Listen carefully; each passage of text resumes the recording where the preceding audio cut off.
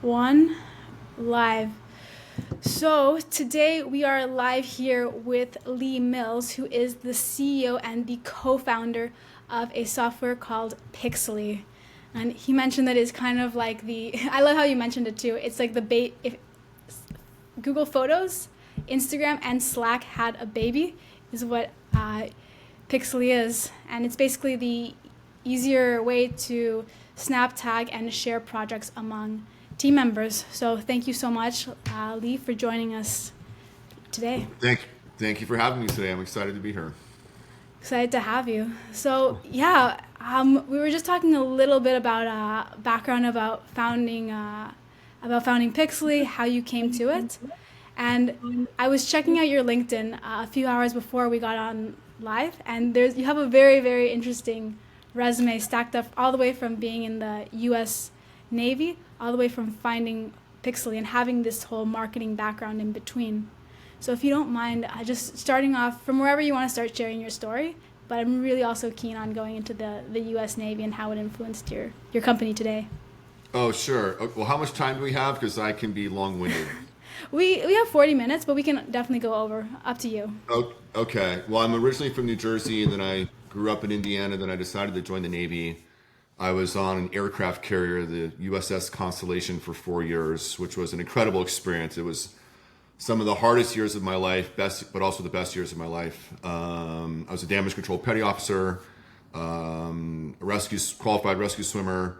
And after the Navy, I wanted to get into tech. I put myself through school doing telemarketing full time. So I cut my teeth doing sales, selling long distance services, and then selling CD-ROMs to access AOL. I have a few years on you.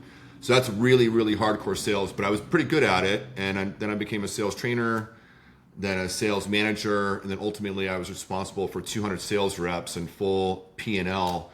And then once I got out of school, I wanted to jump into tech. So I was the first marketing hire for a company called backup.com that did online backups before there was VPN. So that was a challenge, but we had great success with that. And it was all performance-based marketing, which means I didn't have a marketing budget, and I would pay partners on revenue share. So I'd pay per download, per subscriber, a commission. And we started to have some success with that, and it grew traction, and we started doing big deals with AOL, Yahoo, MSN, all on remnant ad inventory that they had. Raised a bunch of capital, and I became really good friends with my rep for PC World. Her name was Cindy Crow, and she asked me if I would do her a favor, to which, of course, I replied, sure, you're one of my friends and my top partner. So she had a client called Olympus that was launching the first digital cameras, and they had no idea how to do online marketing. So as a favor to her, I drove up to LA and I did a full dog and pony show at a fancy ad agency about how I find the right audience, the right publications, the right websites, the right person to talk to, and then I negotiate non-traditional advertising terms on cost per click and cost per download, cost per revenue share, so on and so forth. And they were pretty impressed. They wanted to hire me. And I said no. I mean, I just told you everything you have to do in the literal playbook. And they basically demanded I give them a number. So I gave them a number, and it was too small because they said yes right away. But that's when I began my consulting business, my agency, Beyond Clicks. So shortly after that, we got a new CEO at backup.com. I decided to step out, and I went all in on Beyond Clicks. Worked with a lot of big brands, helping them capitalize on the internet, the beginning of the internet. Worked with a lot of smaller digital agencies, and then partnered with one called SiteLab. That's where I became an SEO expert and started speaking at industry conferences. Then I went in-house with my client called Anonymizer that did internet anonymity and VPNs before those were cool. Had some success with that. That company was acquired. That led to me basically selling everything I owned and moving to Switzerland. I got recruited to do a Swiss tech restart, basically. This guy had bought a company out of bankruptcy, and he had hired my VP of engineering buddy and I, James, to basically restructure and rebuild the company. So I thought it'd be 2 to 5 years, but it was one epic year. Came back to San Diego, and then I was number 3 at a company called Mojo Pages, which was a Yelp competitor. We did massive click arbitrage. So basically, I bought the keyword for every local business across the country. So think San Diego dentist, San Diego lawyer, San Diego contractor, San Diego carpet cleaning, San Diego auto mechanic across the country, all the way to Manhattan dentist, Manhattan contractor, etc. So of like 50 million keywords. So some days we're printing money and we're like, hallelujah, we're going to crush it. And then the next day we're burning money. And we're like, what are we doing? So I took that company through a pivot. We raised capital in 2008, had some success with that, launched a spinoff, and that led to where I am today.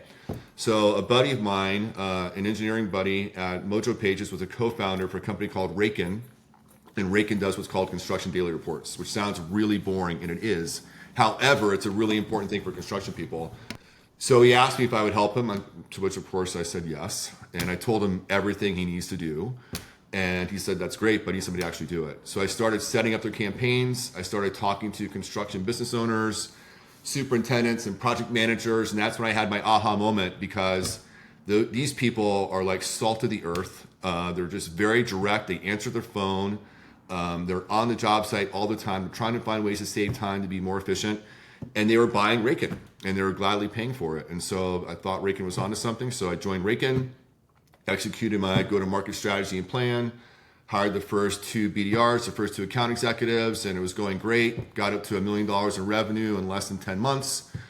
Part of my GTM is always partner with other larger companies to leverage their customer bases. And one of those was a company called PlanGrid, who had just raised money from Sequoia and had everything going for them. So I joined PlanGrid. I was part of that. They sold to Autodesk for $895 million. And then I was recruited to be a fractional CMO, which is something I still do a little bit here and there, for a company called Cupix that does what's called 360 reality capture. Have you ever used Google Street View? Yeah, I have. Okay, so imagine that inside your house or inside your project. So it's really, really cool technology. So they hired me to their go-to-market strategy, their personas, everything for owners, architects, general contractors, contractors. Had a great time doing that, became intimately familiar with that space, which is great. The end result, to be able to walk around in your building, is fantastic. However, they all require hardware, and it's either you have to hold a 360 camera or it's on your hard hat. They all are hard to use. They all require training. They all require custom quotes. They're not instant. They're not automatic. And again, they're hard to use. So one of the most important things for construction is that things are easy to use because you're changing a workflow. So anyway, I crushed it for them, and they wanted me to be their VP of sales and marketing, but they didn't like my proposal. And that's the same time the iPhone came out with the LiDAR camera. And that's when I had the idea for Pixly, which is the easiest, fastest way to instantly, automatically share your project photos and videos from the field with anybody in the office. Everything's time, date, location stamped to prove your work, where it happened, when it happened, and by who. And that's important because 30% of projects have disputes, and the average dispute's like $50 million. So documentation is super, super important. So I came up with the idea, summer of 2019. Did a bunch of research, talked to a bunch of customers, validated it, that they would pay for it, started working on the screens and the mock-ups before we wrote any code, launched the company December 2019, raised just enough money to build our MVP before COVID. Then COVID happened. That slowed us down just a little bit, but nothing's going to stop us. So I poured literally my life savings into it and kept it going. And then fast forward to October 2022, which is important because it goes back to my Navy days. I was invited to participate at the Military Influencer Conference, had a pitch competition sponsored by the Veteran Fund. And the Veteran Fund is a VC fund that only invests in veterans. And so 125 founders applied. I made it to the semifinals. I made it to the final 5. And on a stage in front of hundreds of people in Las Vegas, I won.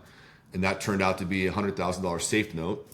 I then put that back into the platform, rebuilt it all from scratch because it needed to be updated. And fast forward to today, now we have over 3,600 users, 32 customers. We have early ARR. We have a massive pipeline. We're approved to partner with all the big players. We're actively raising capital, which is going great. We've got valuable IP. And we have a huge opportunity in front of us to help these hardworking people get home sooner, faster to their friends, their family, their motorcycles, whatever they want to do, instead of stressing job site documentation. That's amazing. That was a lot to unpack. Luckily, I was taking notes for this. Well, I would recommend that anybody, especially if you're a founder, do Toastmasters and make sure you can articulate your story well. It's really important. That's actually, I am a president of a Toastmaster club, like literally across the street. Oh, okay, Because I great. had a founder tell me that this exact same thing, so I took it to heart. Do you do Toastmasters? I've done it. How did I do? Would you give me, what would my score be?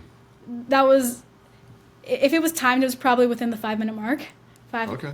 So yeah, I give solid nine, because there's always room for improvement, but it was good. I'll, I'll take a 9. But one of the interesting things that you actually mentioned too was the validation process too, because now speaking with other founders too, and again coming with my background in software development, I quit my job like 3 years ago in order to start this agency, and when I was a software developer, it was so easy. It was so like it had that hurdle that it's like, oh, if you build something cool, then people will come, because there wasn't like that hurdle of AI. But now I think it's kind of like goes in reverse of like you have to actually like make sure that this is something people want now more than ever, because I think AI can create that for a lot of people. How was your process? How did your process go for validating your product? Well, when I first came up with the idea, I went to existing customers and previous customers. I asked them if this was a problem for them, knowing they would say yes. And then if I solved this problem for them, would they pay for it? To which they mostly said yes. And then I would get them to sign a letter of intent. And I use that letter of intent to help prove and validate my point to raise angel funds to build the MVP. And then before I wrote any code, I basically drew out what it would look like and the workflows and how it would react before we invested in any code writing. So you have to validate it no matter what. You could have the best idea at the best time, but there's a lot of factors. You have to get customer validation, and not just people you know from strangers, and not just friends and people that will always tell you yes, but from people that will tell you straight up. Yeah, yeah, and getting the raw feedback is sometimes like really critical to like making the product the best that it can be. And you have to keep doing that with every feature. We don't build any features or add anything to our roadmap unless our customers want it. I'm not building what I want or what I think is cool. I'm building what the market needs. Yeah, that goes into another question that I wanted to ask too. Even when you're building these new features too, like how quickly do you iterate when you're adding a new feature? How quickly do you like optimize it, and how quickly do you kill it if you know it's not going to work out? I haven't built anything we have to kill. Knock on wood. We iterate as fast as we can, but we're a startup with limited resources. I don't have 100 engineers, and we're not doing like the world's most robust testing, is not yet anyway. But we've never had to kill or squash a feature, and we basically stack rank them. So I basically find out who wants what's most important, what's the least expensive to build, what's going to have the most impact on revenue or bottom line, or make us a differentiator between anybody else. You also mentioned too that when you got the money from the veteran fund too, you rebuilt a lot of the software, or all of the software if I'm not mistaken. Yeah. Was there a certain strategy behind why you were rebuilding it? I wanted to make it better, faster, less bloated, and we wanted to use the latest tech stack. And by that time, some of it was 2 years old. So it was just the best thing for the product and the platform to make it, and it had to be scalable. Yeah, There's a big difference between an MVP and a scalable platform. Yeah, yeah. Right. Well, I mean, actually, for with your take on that, I think I kind of know the answer, but I wanted to hear your take, because a lot of people think that it's like, oh yeah, MVP is scalable and it can like work out, but how do you differentiate both of them? Well, an MVP could almost just be a mock-up. It doesn't. It could fully work, but it doesn't mean that the back-end platform can handle or manage and scale to millions of records or thousands of customers, depending on how complex it is.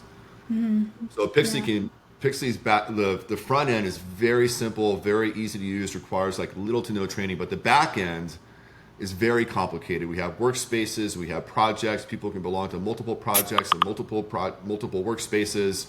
There's private albums or public albums, so there's a ton of complex code behind that to make that seem like it's seamless to the end user.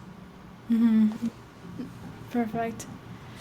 So the other thing that you mentioned too was one of the things I fell short with, and I see a lot of startups falling short with, is not being able to identify exactly who they're selling to. And you mentioned that you were able to get your ICP in construction, and you mentioned one more, which which I Well, think I missed.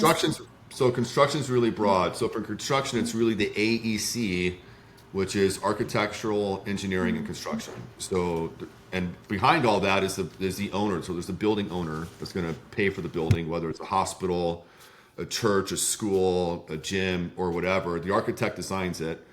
Then they hire a general contractor to build it or to manage the building of it. The general contractor hires all the specialty subcontractors to come in and actually bring it to life. And then once the building's built, it has a lifespan. People move in and they move out. People buy a house, they renovate the kitchen. People buy a building, they renovate the gym or they renovate office space. There's tenant improvement. So all that stuff needs to be documented so you know what goes where. Where's the electrical panel? Where's the power cables? Where's the electrical box? Where's everything behind the walls when they're moving walls or things like that? So for us, our sweet spot is really the owner. So Sharp Hospital San Diego is one of our big customers. They're using us on a 10-year, $500 million expansion project. We have some general contractors as well, and then we have a lot of specialty subcontractors that all they do is concrete all day, every day, or electrical. So for example, if somebody's building a housing development and the concrete guy comes in, he lays all the driveways for all the homes and all the foundation, then he's done and he leaves. They build the house is done, there's a crack in the concrete, and the owner's like, hey, you need to fix that concrete. It's like, nope, it was perfect when we left. Here's our photos, it's done. We'll fix it for you, but you have to pay for it because we didn't break it. That's just one of a million use cases. Yeah. And even when you were finding these ICPs, how you said you had some history too with finding exactly who your ICP was going to be. Well, I knew who the ICP was because I was at Raycon and I was at Plan Group and I did the fractional CMO work for Cubic. So I know how the message the owner is a different message than the architect versus the GC versus the sub. So I already knew going into it the markets and the ICPs I was going to serve, which gave me a lot of basically help, right? I knew what I was doing, how I was going to go after them, how I was going to approach them, how to talk to them, and I had existing relationships. Yeah. Yeah, so I wasn't going in cold. No, and that's very good having that foundation, because a lot of people, I think, this is just even for the entrepreneurs who are watching, that I think a lot of people, they go like very, very broad on who exactly their ICP is, and they try and serve everybody, and they try and like be liked by everybody, and honestly, they create something that really nobody loves at the end. Well, I had an interesting experience. So one of my very first paying customer was a guy from Allstate Insurance. So again, I built Pixly for construction, right? And I was coming back from a conference, and there's two things I look at: my HubSpot CRM and my mix panel for app analytics all day, every day. And I see a guy sign up, and his email address is Allstate Insurance. So I'm like, okay. So I call him right away. And he's like, I work for the Allstate Casualty Response Team. So when there's an earthquake, a hurricane, there's damage to my customers' buildings or establishments, I have to go out there and document it. I'm trying to find a better way. What we have is horrible. I'm like, great, you came to the right place. Yeah. I gave him before I finished my demo, he offered me his credit card. I'm like, okay, well, maybe we're insurance tech. Let's go insurance. No, because he was only allowed to use it for like 3 months, and then his boss said he couldn't use it. And I tried to navigate up that insurance channel, which is very, very challenging. And one of the many challenges founders face is shiny object syndrome. Because, there's an opportunity here. Let's go chase that. But you need to really stay focused because you only have so much. There's only so much time and energy in a day. So that's something to always be aware of. Yeah. Yeah. No, and that shiny object syndrome, I think is like for every entrepreneur and every founder.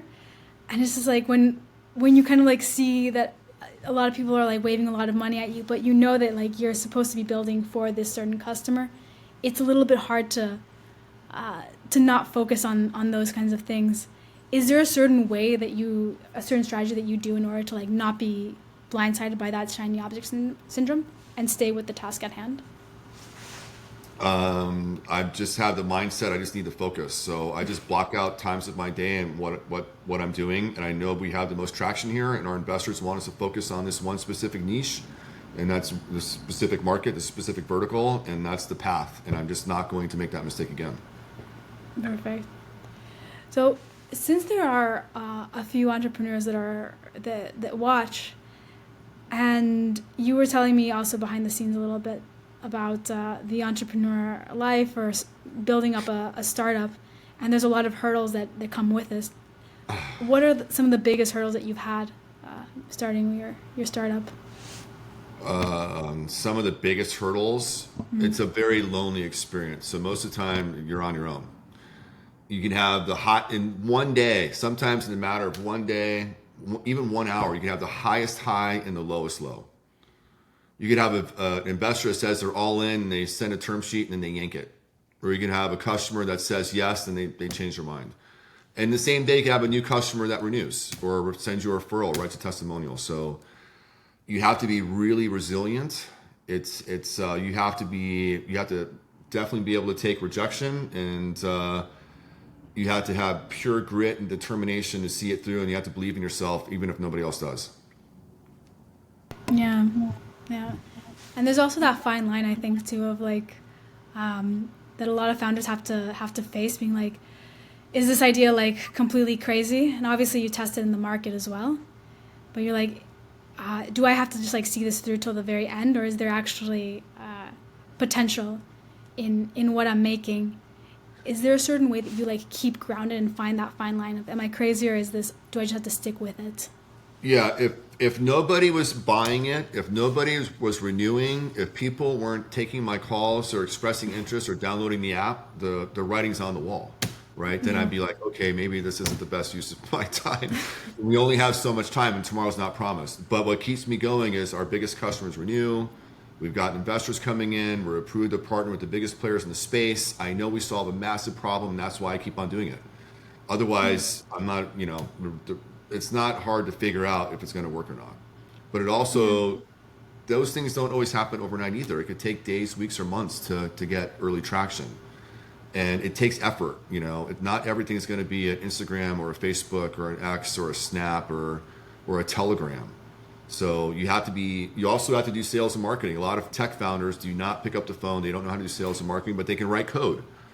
I can't write code, but I'm fearless. I'll call anybody, and I have no fear when it comes to that. So you also have to be really careful who you bring in early and who your co-founders are. That's super important. And you have to have realistic expectations, but you also can't wear rose-colored glasses either. No, and even you went into sales right after you came out of the Navy, as well. Those were the early times when you were just like, let me just pick up the phone, let me just start calling people and doing cold calls at that time? I sat at a computer screen behind an auto dialer, which means basically it dials the phone for you. And I was making hundreds of phone calls an hour. Hundreds. Oh. Yeah. So when and most of those phone calls were like no, or they would hang up on you. And you just like, if you're not interested in my product, just tell me no as soon as possible. And you're not going to hurt my feelings. It just gets me closer to a yes. Yeah. And that's got to be your mindset. Okay. Yeah. And then just learn, why are they saying no, and shift strategy, shift focus, shift messaging to what works, and then revisit and double down on what works. And that could be the offer, the message, the list, the customer, the vertical, the partner, what have you. And it's one of the most nerve-wracking things, especially if you're in the tech field. I did cold calling when I started my agency, and it was like, it's the most disheartening things when someone like tells you like, just leave me alone, I don't want to have anything to do with you. Yeah. But it gives you like the feedback, the very quickest the quickest way that it can. So I'd rather have that than call them 8 times, leave 8 voicemails and not know, or be strung along. Tell me no right away. That's fine. Yeah. So it's a quicker way to test out. So or find out like, well, what problem do you have? What is your marketing problem, or what is your job site problem, or what is your tech problem? Maybe I can find a way to solve it. Yeah. And even now with the marketing that I just see going on online, I spend a lot of time on LinkedIn. It's kind of like my bread and butter now. But what kind of I mentioned before is that so many people the thresholds to like building software, it's so low at this point. Doesn't mean it's good software, but it just means like ChatGPT can like make you a piece of software. And a lot of times when you're on sales call, people don't want to like see this new piece of tech or this new feature. They're so much less concerned with the features from what I've seen, and they're more concerned of like, hey, can this solve my problem, rather than like what the latest feature is. is there a way that you approach every new client that you speak with that addresses a specific pain point? And we touched on it a little bit, but if there was anything that you wanted to add.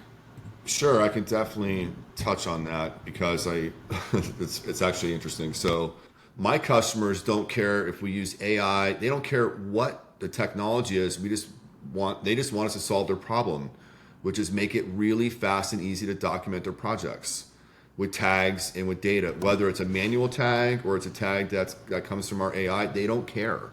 Just solve the problem. I can for sure in construction, 100%, and property management and other industries too. Most people don't care. They just want to know that the result is what they desire. Yeah, without getting bogged down with, especially the hype. Like speaking of the shiny object syndrome, and the AI hype, which is like another question that I have lined up. Correct. But a lot of people, they ask for AI. How can we integrate AI in our features or in our company without really knowing exactly what the use of it is? A lot of customers will be concerned if their data is going to be used to train AI. And is there, like for us, I cannot see any of our customers' data or their photos or their videos or anything unless they literally invite me to their projects. And it's my company. But they pretty much always say, look, can you make sure you're not going to use our data to train our AI? And I'm like, of course not. And that can be written into our agreement. Other companies are okay with it and have volunteered to share it.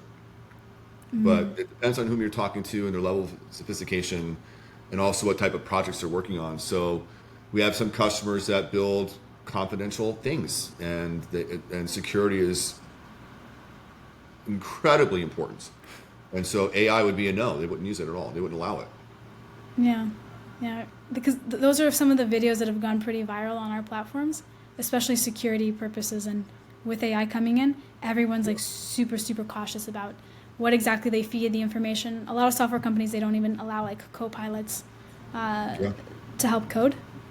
So with the future of AI within the next 5, 10 years, 20 years might be hard to predict, but what do you see that for the SaaS industry?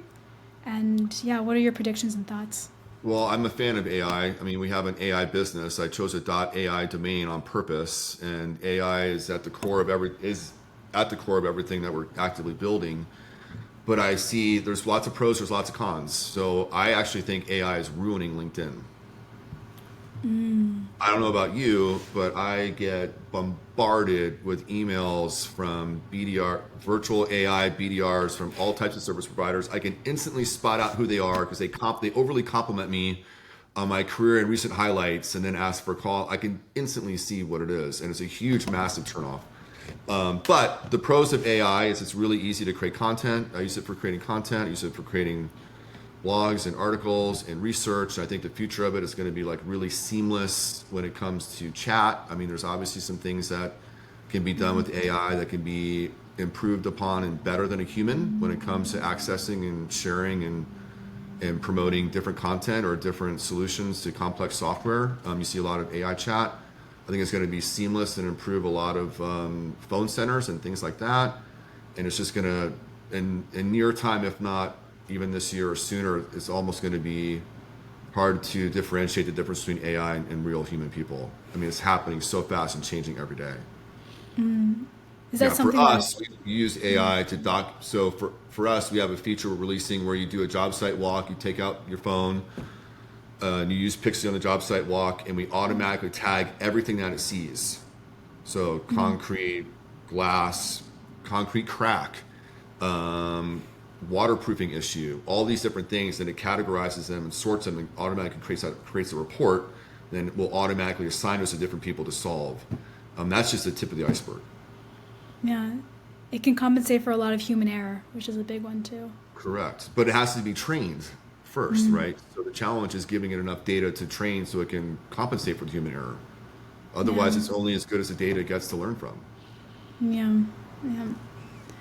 And so, in terms of also the future of work, this is another popular video that boomed in one of our Instagram.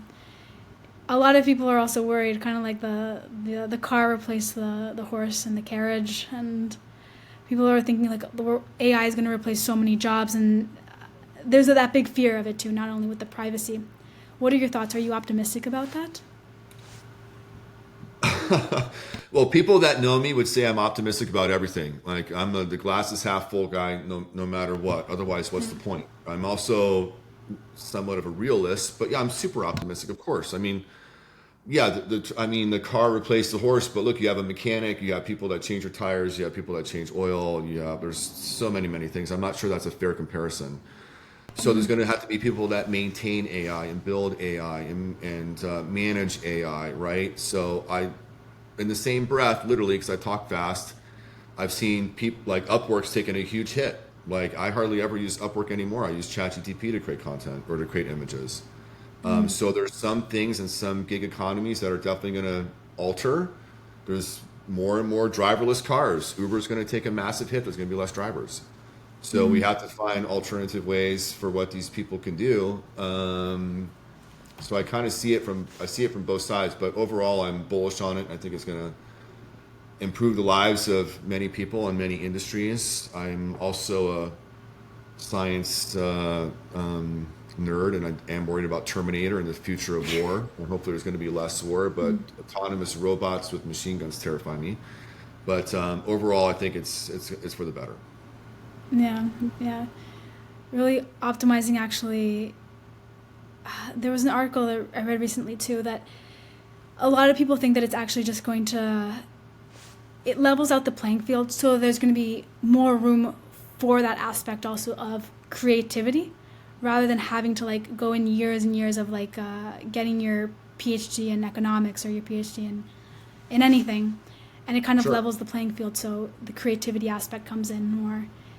But I'm not 100% sure though, like what exactly it means by creativity, if you have any thoughts on that. Well, I do. I mean, basically, through the internet and through AI, everybody has access to every piece of information that's out there. So before you have experts in certain fields, and they would know this, they have to pass the bar, they have to pass the medical exam, they have to get a PhD, right? All that information is available to everybody now. Maybe you have to be smart enough to know what to do with it and how to interpret it and how to read it and how to use it. But all information is available to all people now. So that's leveling the playing field in many ways. It's a lot easier to become a software developer now than ever before. What would take you a team of 100, you could do with 5 people now, maybe even less, right? And you can build and iterate faster on the tech side. Driverless cars will help people, hopefully, like I live in San Diego and I drive down to La Jolla. Traffic is just insane. It takes me an hour to drive home, but that's because people are on texting and driving and it's stop and go. But if all the cars were autonomous, they could all start and stop at the same time, and my commute would probably be half as much. But I also love to drive, and I like to drive a stick shift, and I don't like the idea of an autonomous car. I personally want to drive. So, but we'll see. I've never learned stick shift. That's on the bucket list to learn. Do it. It's life changing. It's fun. So I've heard. So the last question to wrap it up, and trying not to go over the 40-minute mark, but if you could go back either to like when you started off in the Navy or when you started off, typically we say like 25, but if you could go back to your 25-year-old self, what is the piece of advice you could give yourself? Oh, I was not ready for that question. Well, I firmly believe that everything that's happened is supposed to happen. That's why it happened. So I very much try to live a life of no regrets. And every day is a gift and tomorrow is not promised. So if I were to go back 25 years, I would just say follow your heart and follow your gut, and don't take any nonsense or bullshit from anybody. Perfect. And I would have started sooner. This is not my first startup, by the way, but I would have started this much sooner. Perfect. That's awesome. Well, thank you so much, Lee, CEO and founder of Pixly. We appreciate your time. And for anybody, the link will also be in the description to Lee's company, Pixly. And is there any way that they can contact you? Yes, anybody's welcome to try Pixly for free. At this time, it does not require a credit card. Just go to the App Store. We're available in Apple, iOS. It's more than an app. There's a desktop platform as well. We connect the field with the office to reduce travel so everybody can see what's going on. And you can contact me directly, lee@pixly.ai. Perfect. Thanks so much, Lee. Appreciate you being on. My pleasure. Have a great day. Cheers. Bye.